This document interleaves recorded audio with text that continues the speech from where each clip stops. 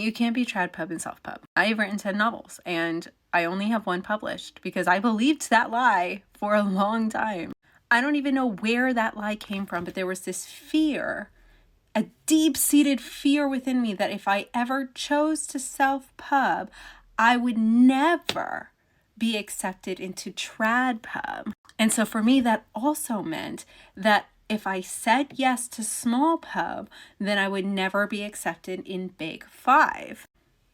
Now, this information does come from somewhere, but it's not true anymore. And I don't think it was necessarily untrue when I started writing so long ago.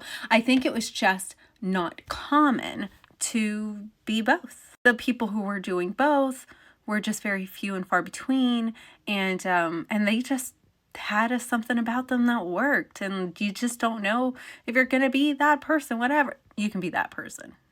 You can be that person. You can decide that some books work better in self-pub space than they're going to do for you, what you need it to do, and you're probably going to make a lot of money in that space. And then you can also decide that some books need to be in the trad pub space, that you want that extra kind of marketing help and that kind of audience are different, okay? And you can just decide which journey depending on the book.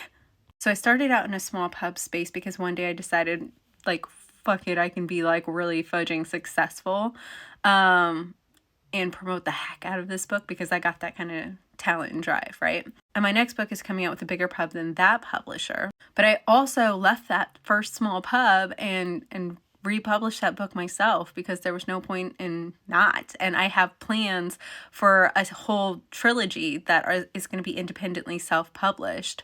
And it's just not going to go that trad pub route. I'm not going to pitch to that space. I'm pitching a different book for that space. I've decided that these are two different kinds of books and which space that they can work for, and that I can just do both the things, that I want to be hybrid and do both the things. But it took a long time to get there. And so I'm just wanting to say to you that just if you decide that you really want to indie publish something and it's not about taking a back seat to any option, that you just really think that that book should come out now and would do really well in the indie space and that you are capable of doing that, you can do it and not worry that you are ruining some imaginary chances to ever be in the big five space. I promise you that there are people who are doing that. So if you were looking for a sign to take the chance, I'm telling you, this might be